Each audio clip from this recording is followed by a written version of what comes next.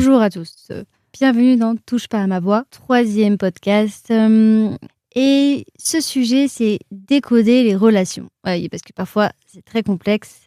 Et donc, c'est important. Petit conseil de sagesse sur les relations professionnelles ou personnelles complexes. Vous voyez, les relations sont parfois très complexes. Il faut savoir presque avoir un décodeur. Et donc certaines relations nous nourrissent, d'autres nous éteignent. Et c'est pour ça qu'il faut pouvoir savoir lesquelles sont à prendre en compte. Et toutes, on va dire, toutes racontent quelque chose de nous. Donc en fait, même celles qui sont, on va dire, énergivores, au final, elles vont nous apporter ou peuvent nous avoir apporté quelque chose si on creuse que... Voilà. Mais c'est de là, dans ce nouvel épisode, qu'on plonge au cœur des liens complexes pour vraiment comprendre et décoder et surtout s'en libérer en fait. Et s'en libérer si c'est nécessaire. Oui, s'en libérer. Donc c'est pas vraiment un podcast en fait. On va dire c'est une reconnaissance vibratoire. C'est plus ce terme. À écouter si vraiment tu veux sortir de ces schémas qu'on appelle invisibles qui te retiennent encore. Et peut-être qu'il y en a là, au moment où je parle, tu es en train de dire « Ah oui, c'est fait que là, il y a telle ou telle personne qui me retienne ou telle... » D'accord, écoute bien. Les relations, comme souvent, vous savez qu'il y a beaucoup en miroir, sont des miroirs en fait. Miroir, ça peut être de nous-mêmes ou de... Voilà, il y a quand on se regarde dans la glace, mais il y a aussi sont des miroirs parfois de nous. Parfois pas, mais sur certaines choses. Certaines, quand je dis certaines relations nous apaisent, d'autres nous bousculent ou parfois même elles peuvent nous blesser. Alors quand je dis blesser profondément, faut chercher en nous qu'est-ce qui nous titille, à quoi ça fait référence. Si ça nous fait mal, ça nous fait repenser à quoi du passé. En général, ça vient toujours du passé ou transgénérationnel. Donc, qu'est-ce qui nous fait que ça nous fait mal à ce moment-là ? Qu'elles soient professionnelles ou personnelles, elles révèlent toujours quelque chose de nous d'une certaine façon. Une mémoire, une blessure, une limite ou une vérité vibratoire à remettre à sa juste place, évidemment, toujours dans l'alignement. Et dans cet épisode, je vous propose de décoder ces petits liens complexes avec, on va dire, lucidité, discernement et une énergie posée et juste pour vraiment sortir de ces schémas, s'alléger. Comme j'avais dit là, se sentir plus léger, se libérer et choisir des relations qui nourrissent mieux, adaptées à nos valeurs plutôt que celles qui nous épuisent. Alors comprendre cette dynamique de relations complexes, ça passe par quoi ? Par l'origine des tensions. Oui, il faut comprendre les origines. Alors, je ne vais pas remonter à la préhistoire, on n'est pas là pour ça, on est déjà un peu à restaurer, de prendre du temps. Alors, je pense qu'on en aurait pour des heures, je pense. Mais en termes vibratoires, transgénérationnels et psychologiques, encore une fois, ce sont des mots que je risque de redire, mais c'est important. Les tensions relationnelles ne sont jamais un hasard, on va dire. Ça fait réveiller en nous certaines choses, que ce soit une mémoire, une blessure, voilà. Elles sont souvent la superposition de plusieurs couches. Genre il y a la couche psychologique, donc on va dire nos peurs, nos conditionnements personnels. On est conditionné soit par l'éducation, soit plus le conditionnement. Et après la couche transgénérationnelle, donc les mémoires, on va dire ce qu'on appelle les mémoires karmiques, les mémoires familiales, qui parfois, c'est souvent dur à s'en échapper. C'est un peu celles qui sont un peu pas évidentes à s'en libérer, qui sont qu'on a du mal à digérer, non digérées, qui nous rejouent, l'univers nous remet inconsciemment les choses pour voir si on a compris ou non. Et c'est souvent la plus subtile des différentes couches, on va dire, la couche vibratoire, la plus subtile. Une dissonance donc vibratoire, c'est quoi ? C'est un signal que vos essences, quand je dis essence, c'est votre être fondamental, ne sont pas en harmonie. Encore une fois, on parle d'alignement, mais c'est ça. Il ne s'agit pas de mettre la faute sur quelqu'un, non, mais d'une indication que le lien, on va dire le lien plus que la personne, que l'être, c'est plus le lien tel qu'il est actuellement, parce qu'il peut évoluer. Après, la personne, tu peux t'éloigner et que ça se passe mieux 5 ans plus tard, parce qu'il y a des choses que chacun de son côté, ça a évolué, et que vous avez travaillé, ou même la personne, si elle n'a pas travaillé en conscience, inconsciemment, l'autre, en s'éloignant, l'a fait travailler. Ça s'explique comme ça donc c'est vraiment le lien qui entrave l'expansion de l'un ou de l'autre. Donc le nœud n'est pas la personne en face en elle-même, mais l'histoire invisible que vous portez et qui s'active au contact de l'autre. Ça veut dire en fait parfois l'éloignement pour mieux se retrouver, on va dire comme on pourrait dire d'une relation amoureuse, mais pas uniquement dans le côté amour. Ça peut être l'amour. En fait, je veux dire l'amour amoureuse, Ça peut être même entre 2 amis, entre un frère et une sœur, enfin voilà, entre un parent et un enfant, même adulte, un enfant adulte. Ensuite, donc deuxième, là, c'est les origines. Maintenant, le rôle du miroir, ce que l'autre active en nous. L'autre, comme je dis, c'est pas jamais vraiment la cause. Il est le révélateur. C'est-à-dire, il révèle si là ou non, il est aligné avec nous. S'il est dans la compréhension, quand je dis compréhension, des mêmes mots que nous, on va dire, on transmet, ou on veut transmettre, ou de la compréhension. Si on est la même perception, dans le même alignement, même chemin, dans la même direction, voilà. Qu'est-ce que son comportement vient réveiller en moi? Est-ce ma blessure d'abandon, par exemple? C'est un exemple, hein. Il y a tellement d'autres blessures, trahison, rejet, injustice, humiliation, trahison, bref. Mais est-ce que c'est mon besoin de reconnaissance qui vient se réveiller en moi? La relation complexe agit comme un projecteur vraiment impitoyable, hein, sur nos zones d'ombre. Quand je dis ombre, c'est vraiment, on ne les voit pas forcément. C'est justement notre inconscient qui vient nous mettre ça en lumière. Si la colère vous paralyse, où est votre propre colère refoulée? Est-ce que ça vient d'une colère refoulée? Donc, allez chercher cela en vous. Vous pouvez me noter, hein. N'hésitez pas à noter et à faire l'exercice en temps réel, en même temps que je parle. Et si jamais vous voulez le refaire après, refaites-le. Réécoutez et remettez-le à tête reposée avec une musique ou pas. Donc voilà, je reviens. Si son besoin de contrôle vous étouffe, quelle partie de vous cherche encore à être contrôlée? Ou a peur, ou quelle partie de vous a peur de lâcher prise? C'est des questions rhétoriques. Enfin, quand je dis rhétorique, c'est que je les pose pour faire ce travail de réflexion. Le décodage commence par un retour à soi. Et ça, c'est très important, le retour à soi. Toujours, si quelque chose, au lieu de remettre la faute à l'autre, c'est toujours ce retour à soi. Si t'as mal, si tu te sens agressé, si tu te sens jugé, retour à soi. Qu'est-ce qui fait que tu ressens cela, ce sentiment? Qu'est-ce qui fait que tu ressens cette sensation? L'énergie mise à vouloir changer l'autre doit être redirigée vers la guérison de la blessure qui l'active. Ça veut dire quoi? Ça veut dire qu'en fait, comme j'ai dit, c'est pas changer l'autre. En fait, c'est en changeant toi, ou en changeant ta vibration, ou en guérissant ta blessure, ou les ressentis que tu peux, les animosités que tu peux ressentir, automatiquement, même si l'autre n'en a pas conscience, il va changer de perception, peut-être ou non, en conscience ou inconscient, mais du coup, tu vas faire évoluer l'autre, même si il va pas forcément voir que ça vient, il va penser que c'est toi qui as évolué, enfin bref, par son ego, bref, peu importe, mais voilà, donc vraiment, doit être redirigé vers la guérison de la blessure qu'il active. C'est ce qui active chez toi. Qu'est-ce que ça active chez toi? Ensuite, deuxième point, identifier les relations. Alors là, on était vraiment sur comprendre. Là, on a comprendre vraiment. Là, maintenant, on va identifier les relations qui qui te prennent, qui sont énergivores, ou celles qui t'élèvent. Tu vois. Signe. Donc, il y a le premier, c'est un signe d'une relation toxique ou énergivore. Qu'est-ce qui fait que c'est un signe? Oui, c'est la question.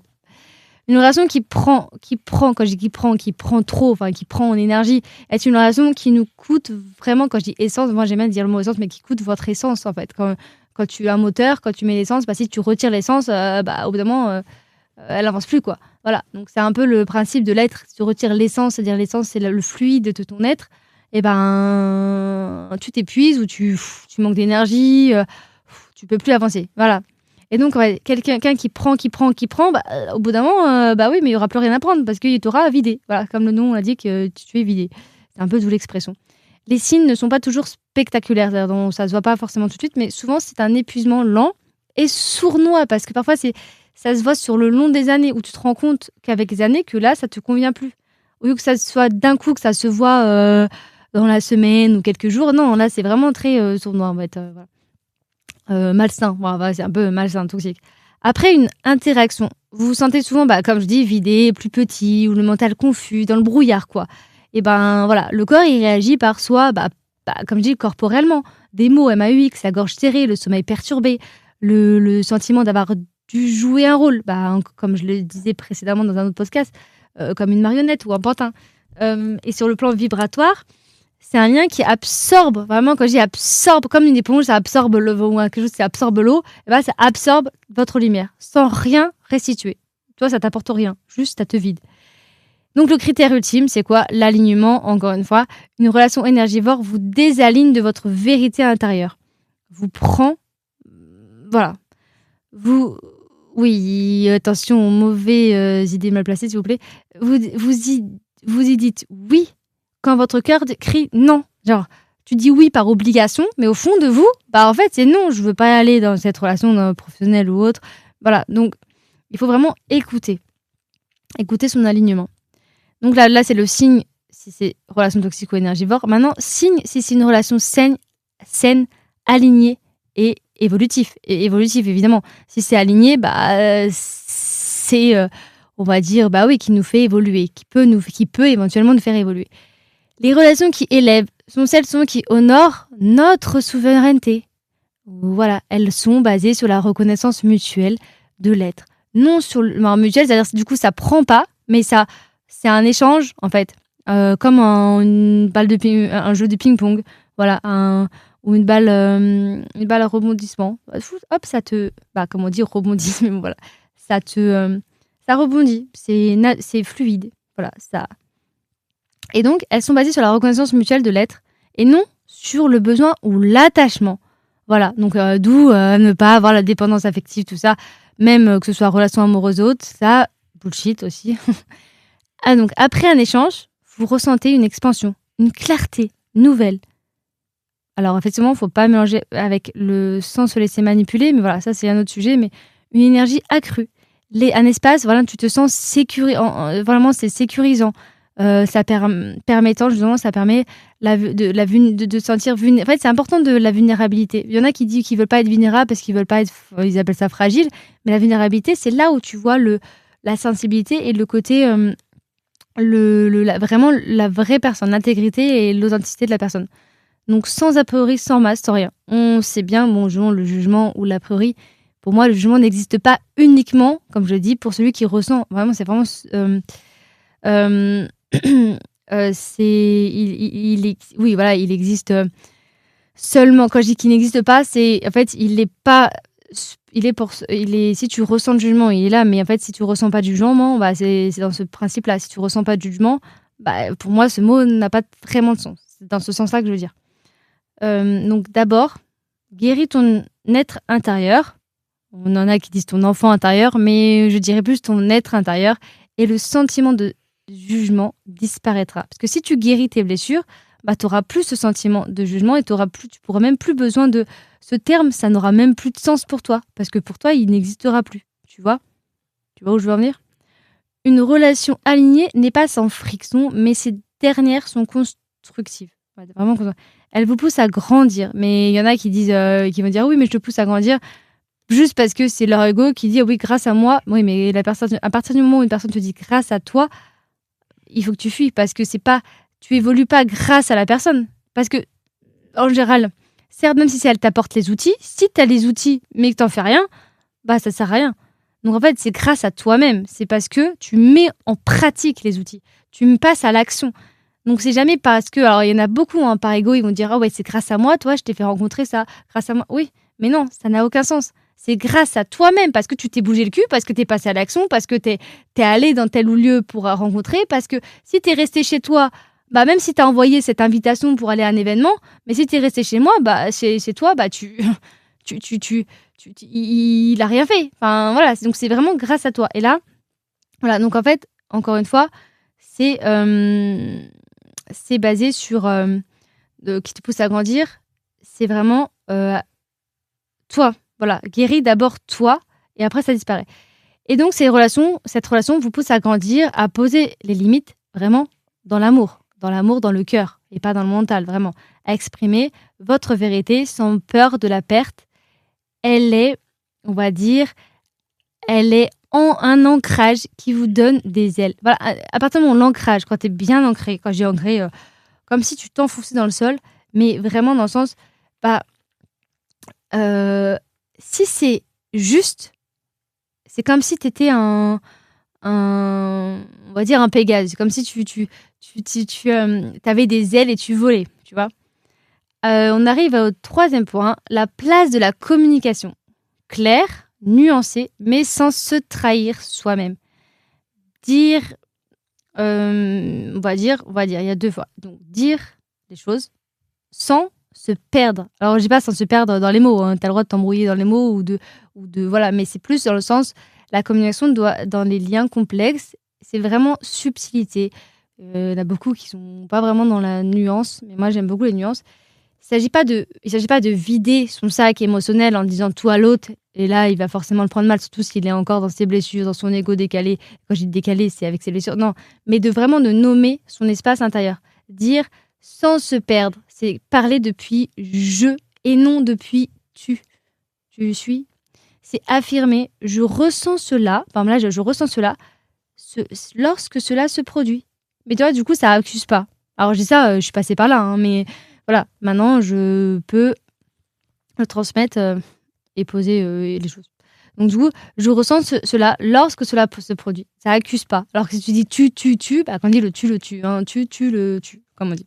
C'est poser un acte de souveraineté en offrant votre vérité sans attendre une confirmation ou en retour que l'autre comprenne ou l'accepte. S'il le comprend, bah tant mieux. S'il le comprend pas, bah tant pis. Bah tant pis pour lui. Ou voilà, après il y a pas, c'est ok. Il y a pas de.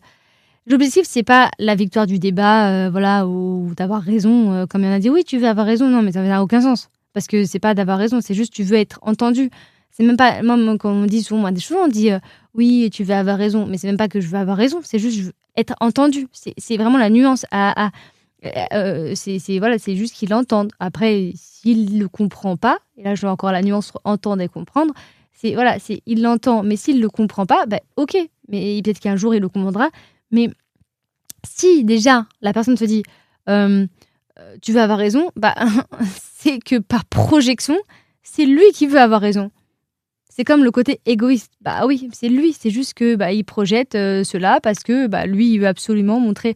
Ah ok, dans ce cas, ce qu'il faut que tu fasses, et souvent ça perturbe un peu, c'est tu restes calme et tu veux poser, tu attends que ça reprenne le calme et tu dis rien. Et je dis pas de faire l'autruche ou tu veux rester dans le silence exprès, mais voilà, c'est de reprendre les esprits, voilà. S'il veut pas l'entendre, voilà, c'est juste accepter. L'objectif n'est pas la victoire du débat, comme je dis, mais vraiment la préservation de son intégrité vibratoire. C'est important ce mot vibratoire, comme je dis, la vibration que tu émets. Se faire entendre sans forcer. Voilà, tu fais attendre. C'est laisser les paroles s'envoler dans l'univers et l'énergie de la matière s'envoler dans l'univers. Voilà, comme les mots, comme si les mots étaient d'une énergie et qui tu la poses, ça fait une vibration, comme un son. Voilà, bah c'est un son en fait, hein, du coup. Différence entre vérité émotionnelle et vérité vibratoire. Il faut vraiment distinguer la vérité émotionnelle, c'est-à-dire ce que tu ressens dans l'instant, la colère, la tristesse, la frustration, ou oui, l'humiliation, si jamais, et de la vérité vibratoire, la guidance profonde de ton âme. La vérité émotionnelle est volatile et réactive. Tu vois, la vérité vibratoire est stable.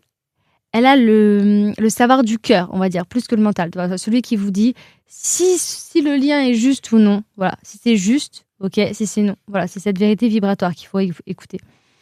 Au-delà des peurs. C'est au-delà, parce que parfois ça peut être guidé par les peurs. Donc il faut un peu méfiance. Hein. Lorsque vous communiquez, assurez-vous que c'est vraiment votre vérité vibratoire, claire et non réactive. C'est-à-dire non qui dans la réaction. Voilà. Qui guide vraiment les mots et non l'écho de vos vieilles blessures. Parce que parfois, il y a des qui viennent et qui sont la réaction. Évidemment, avec le temps, on réagit moins de la même façon parce on sait comment guérir, on sait comment moins être impacté. Avec le temps, on est moins, on peut avoir des réactions, mais du coup, ça dure moins longtemps. On est moins on a moins mal. Voilà, que du coup, parce qu'on sait mieux comment réagir et on sait mieux comment se reprendre et ça va un peu plus vite dans la guérison, on va dire. Pour ceux qui ont fait ce travail en conscience, toujours pareil en conscience. Et mon quatrième point, les relations. Maintenant, on va parler au côté des relations professionnelles, de me poser les limites, respect et discernement.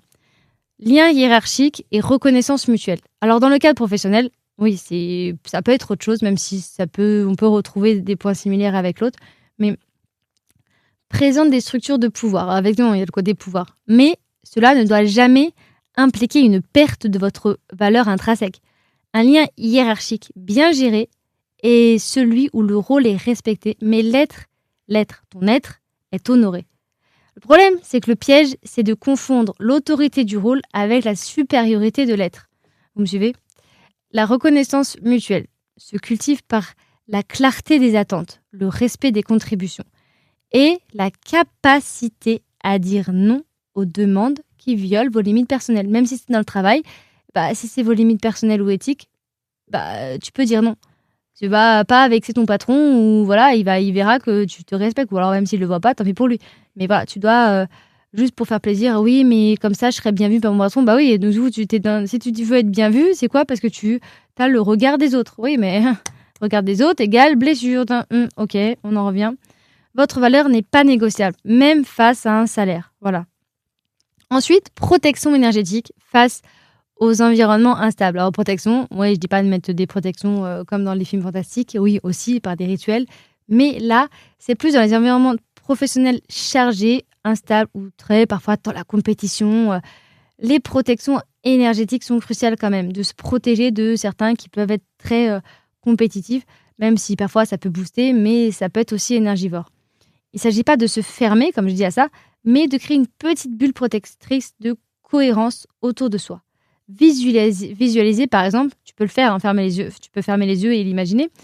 Tu fermes les yeux et tu visualises un bouclier de lumière ou une lumière violette ou un champ de force qui permet à l'information d'entrer, mais qui rejette la charge émotionnelle ou la toxicité des autres. Il y a aussi l'histoire, tu mets tout dans une bouteille, tout ce que tu veux, négative, tout ce qui va pas, hop, et tu augmentes, comme dans un labo de chimie, tu augmentes la température, ça chauffe, ça monte, et ensuite ça monte jusqu'à ce que ça disparaît. Et que dès que tu visualises que ça disparaît, là, normalement, tu es censé te sentir plus apaisé et libéré. Tu es plus censé ressasser ce petit yo-yo de négativité ou de choses qui sont toxiques. Donc voilà, ça t'aide à ancrer vous profondément avant chaque journée, de faire un petit ancrage, des petits exercices, tu fermes les yeux, tranquille, respire et tu ancres les 2 pieds au sol, debout ou assis, mais vraiment colonne vertébrale droite et pour vraiment ancrer et comme si tu avais un fil qui te tire vers le haut et pour te dresser pour être droit et dans l'ancrage. Tu peux visualiser des racines ou visualiser ce que tu veux, voilà. La meilleure protection, est d'être tellement aligné avec votre propre fréquence que les basses vibrations ne peuvent simplement pas s'accrocher à vous. Comme il y en a qui croient à la magie noire parce que, pour moi, la magie noire, c'est plus des mots négatifs qu'on met sur toi. Donc, si tu te laisses pas atteindre par ces mots négatifs, il y a aucune raison que ces basses vibrations rentrent chez toi. Enfin, rentrent dans ton cercle vibratoire. Et donc, quand couper maintenant ? Et quand ajuster ? Quand rester ? Ah oui, parce que parfois on a tendance à rester par si on est vraiment on aime se faire battre quoi. Donc les 3 options possibles, on va dire face à une relation complexe, il existe 3 chemins et un seul est juste pour vous. C'est-à-dire tu choisis ce qui résonne. D'abord, soit tu coupes vraiment, mettre fin au lien. Donc quand le coût énergétique est trop élevé, le coût énergétique. Encore une fois, je parle pas de chiffres, je parle de coût, je parle de tout ce qui est énergie. Énergétique trop élevé, quand la relation met en danger ta santé mentale ou physique, ou quand l'autre refuse fondamentalement de se remettre en question, parce que même si toi tu te remets en question, mais que l'autre en face ne fait aucun effort, ok, c'est un acte de courage et d'amour-propre de pouvoir couper. Même si tu coupes un instant et qu'après tu reviens ou qu'un événement vous fait vous rapprocher, ok, c'est assez ok. Mais voilà, faut savoir faire ça. Ensuite, ajuster, c'est renégocier les termes. Quand le lien a de la valeur, ok, mais que les limites ne sont pas clairement définies, donc ça demande une communication franche. De poser de nouvelles règles, par exemple, moins de fréquences ou d'autres sujets de conversation. Et après, si ça bloque au niveau des sujets, on peut couper, mais ajuster. Et troisième point, rester, accepter et transformer. Voilà, c'est-à-dire quand vous reconnaissez que la complexité est votre propre miroir et que l'enseignement donc n'est pas encore terminé. Si tu sens qu'il y a encore des choses que tu peux apprendre, ok, vous restez, mais vous changez votre posture intérieure. Je ne parle pas physiquement, mais voilà. Et votre réaction au lien. La réaction au lien, pas la réaction forcément à la personne, mais au lien. Le lien avec la personne, le lien avec la relation. Ensuite, donc les 3 points. Couper, ajuster ou rester. À toi de choisir selon la relation. Écoutez la sensation du corps, du cœur et de l'énergie. La réponse à la question, tu peux noter, que dois-je faire? Non, c'est pas dans le mental analytique, mais que dois-je faire dans votre intelligence corporelle, au niveau du cœur ou du corps, cœur, corps, énergie, le corps, dans le corps. Tu te poses la question, se contracte-t-il à l'idée, est-ce que le corps il se contracte à l'idée de voir cette personne? Est-ce que quand tu sens que tu vas voir cette personne et tu sens que ça te crispe ou voilà, voilà, tu peux écrire déjà, comme ça tu peux réfléchir. Le cœur, est-ce que ce lien t'apporte de la joie, de la légèreté ou plutôt une lourdeur persistante? Donc là déjà c'est un signal. L'énergie, est-ce que vous sentez une fuite ou une vitalité? C'est un autre signal vibratoire. Donc tu as le signal d'alerte qui est le corps, dans le corps. Tu as le cœur, le signal d'amour, et le signal vibratoire dans l'énergie. Donc la voie de la sagesse est toujours la plus légère et la plus expansive. Même si parfois ça peut être vraiment un choix difficile, mais il faut... votre corps, c'est votre seule boussole vibratoire la plus fiable. Ensuite, le 6e point, les enseignements invisibles. Oui, parce que parfois dans l'univers, même si on ne le voit pas, ce que l'on ne voit pas ne veut pas dire qu'il n'est pas présent. Il y a plusieurs mondes autour de nous, mais on ne les voit pas, mais ils sont là. On nous observe. Ce que chaque relation vient nous apprendre. Ça peut être des leçons karmiques, transgénérationnelles, si c'est la famille, par exemple. Ou même des amis. Dans une autre vie, ça pouvait être un père et qui est devenu, du coup, un ami dans cette vie. Voilà, par exemple. Bon. Toute relation, ce qu'on dit difficile, je mets entre guillemets, parce que est une opportunité de boucler une boucle énergétique. Les leçons, ce qu'on appelle les leçons transgénérationnelles, se manifestent par exemple, quand vous rejouez un schéma relationnel que vos parents ou ancêtres ou aïeuls n'ont pas su eux-mêmes résoudre, par exemple la dépendance ou la non-expression. Voilà. Et donc les leçons karmiques sont là sont plus profondes. Parfois, plus le temps arrive ou plus chez eux, ça peut être plus profond. Chez eux, ils peuvent ne pas voir tout de suite. Donc on va dire que nous, parfois, les enfants peuvent être plus éveillés parce que ils ont des couches plus profondes. C'est lié à tout ce qu'ils ont karmique, toutes les autres vies. En fait, ça, c'est les autres vies qui viennent s'emmagasiner et donc parfois, ça crée des couches profondes des autres vies. Donc c'est ça qu'il faut savoir aussi libérer et se détacher. Il peut s'agir, comme je dis, de liens d'âme qui se retrouvent pour solder une dette, même pour certains, pour solder une dette et se libérer dans cette vie. C'est-à-dire équilibrer une énergie des autres vies d'avant. Donc oui, ça fait beaucoup de vies et ça fait beaucoup de karma si jamais... voilà. Donc votre travail, c'est pas forcément de juger le passé, je suis pas là pour... Voilà, mais de choisir dans cette vie, dans cet instant présent, d'agir différemment pour enfin transformer l'héritage invisible qu'on ne voit pas. Parce que forcément, les relations ou les autres vies précédentes qu'on a eues, on ne les voit pas, sauf si vraiment on nous montre par des visions. Mais je veux dire, on ne les a pas vues, on les voit pas dans cette vie. Donc du coup, dans l'héritage invisible, c'est de là que je veux parler de rééquilibrer et solder la dette. Parfois, par exemple, je prends un exemple, certains doivent finir par payer, que ce soit financier ou autre, quelque chose, ou de guérir ses blessures, pouvoir enfin vivre son amour avec sa partenaire dans cette vie-là. Mais il a cette relation passée qui doit, ce qu'on appelle 3D et 5D, mais ça fera l'objet d'un autre sujet peut-être entre 3D et non 5D. On n'est pas dans les effets spéciaux à 3D, mais voilà, c'est 3D, 5D, c'est un autre sujet. Ensuite, le rôle des déclencheurs humains. Qu'est-ce que c'est? Les déclencheurs humains, c'est quoi? Sont des êtres, mais qu'est-ce que c'est? Sont des êtres, on va dire, par simple existence ou juste leur comportement qui active en vous une réaction disproportionnée. C'est-à-dire, mais au lieu de dire ah oui, mais cela ça va pas, non, tu les remercies. Encore une fois, dans la gratitude, tu les remercies qu'ils soient là, présents, parce que grâce à ces déclencheurs, ça te fait agir différemment, que ce soit professionnellement, que ce soit pour tes projets. Donc, gratitude, remercie-les. Ils sont comme des messagers. Ils sont pas là pour vous faire du mal, mais juste pour vous montrer l'endroit précis où votre guérison doit opérer. C'est-à-dire, sans eux, si par exemple tu n'avais pas ces déclencheurs, tu serais pas. Cette zone d'ombre-là, elle serait restée cachée. On ne sait pas combien de temps, mais elle serait restée cachée. Et l'enseignement est de ne plus réagir mécaniquement ou au déclencheur, mais de le voir comme vraiment un cadeau. C'est pour ça que je dis gratitude, parce que de le voir comme un cadeau qui vous force à intégrer une nouvelle part de vous-même. Parce que du coup, en libérant, ça vous fait vous dire « Ah, ben oui, mais là, j'ai découvert autre chose que je ne savais pas de moi. » Vous me suivez ? Ok. Jusque-là, voilà. N'hésitez pas à revoir, si jamais des petits points ne sont pas clairs, revoir précédemment. C'est fait pour.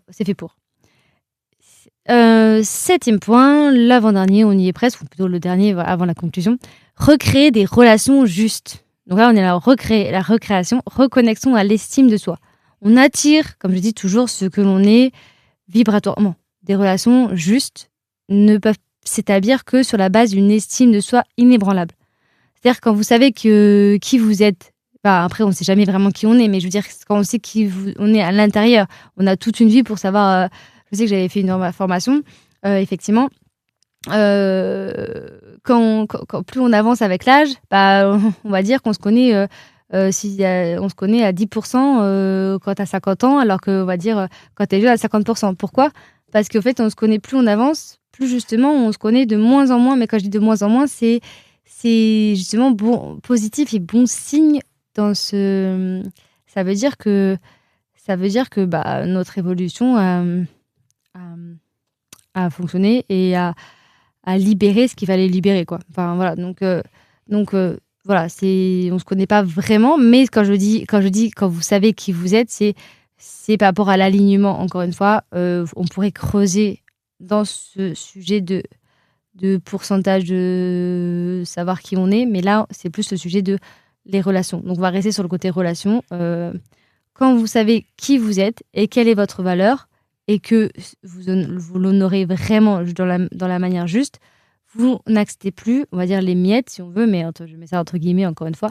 La reconnexion passe, du coup, par l'arrêt du dialogue intérieur, déjà, avant tout. C'est comme quand on se pardonne d'abord à soi avant de pardonner aux autres. Voilà. Et l'affirmation de vos besoins et le respect aussi, encore une fois, je répète, de vos propres limites. L'amour que vous portez est la fondation sur laquelle toutes vos futures relations s'aligneront. C'est important. Ensuite, choisir la cohérence vibratoire plutôt que l'attachement. L'attachement est basé sur quoi ? Sur la peur de la perte ou sur le besoin. La cohérence vibratoire est basée sur quoi ? Sur l'alignement et la liberté. Si par exemple vous devez vous diminuer ou vous ajuster ou vous mentir pour justement maintenir un lien qui ne vous correspond pas, c'est de l'attachement. C'est juste parce que soit vous voulez pas sortir de votre zone de confort, soit ça vous fait peur, le changement vous fait peur. Et ça, c'est un frein. Même si au niveau superficiel, vous pensez vous monter, mais en fait, au niveau vibratoire et énergétique, vous montez pas, vous diminuez. Ouais. Choisir la cohérence, c'est préférer la vérité de votre être, même si cela signifie le départ de certaines personnes et de devoir les quitter. Adieu. Paradoxalement, c'est en vous engageant envers votre vibration authentique et vrai que vous devenez un aimant pour les relations saines qui viendront à vous, celles qui honorent votre essence, votre fluide, sans aucune condition. Et c'est tout ce qu'on appelle l'amour inconditionnel. Et ça, l'amour inconditionnel, c'est pas forcément dans les relations amoureuses ni dans le couple, c'est vraiment amour inconditionnel. Ou qui correspond par exemple à un geste désintéressé. Je vous laisse méditer sur le sujet. On y reviendra peut-être plus tard si jamais ça vous intéresse. Alors, et pour finir, la conclusion vibratoire, parce que j'aime employer ce mot vibratoire, ça change le terme de conclusion. Le pouvoir de dire oui, le pouvoir de dire non. Ça c'est le premier point, pour résumer. et attirer des relations alignées. En changeant sa vibration, on attire des relations alignées. Les relations ne sont pas là pour nous enfermer, mais pour nous révéler. Même si la relation, elle semble, comme je l'ai dit, comme c'est une conclusion, semble à première vue toxique, néfaste, malsaine, elle nous apprend quand même sur nous-mêmes, sur les autres et aussi sur le monde culturellement, parce qu'au final, il y a sur nous-mêmes, sur les autres et sur le monde. Il y a 3 niveaux. Donc au niveau universel, quand je dis le monde, c'est au niveau aussi universel. Quand tu choisis la cohérence vibratoire plutôt que la peur, tu redeviens maître de tes liens et de ta vie. Et pour finir sur un petit slogan qui vibre avec moi et qui peut vous faire vibrer, on va dire que si on garde ce terme, et que vous pouvez répéter pour vous aider, encore une fois comme une sorte de mantra, vibrez juste, vibrez vrai, révélez l'invisible, transformez le visible. Je répète pour plus de fluidité, vibrez juste, vibrez vrai, révélez l'invisible, transformez le visible. Sur ce, et sur ces bonnes paroles, je vous dis à bientôt et à très vite. Et c'était Touche pas à ma voix. Bye!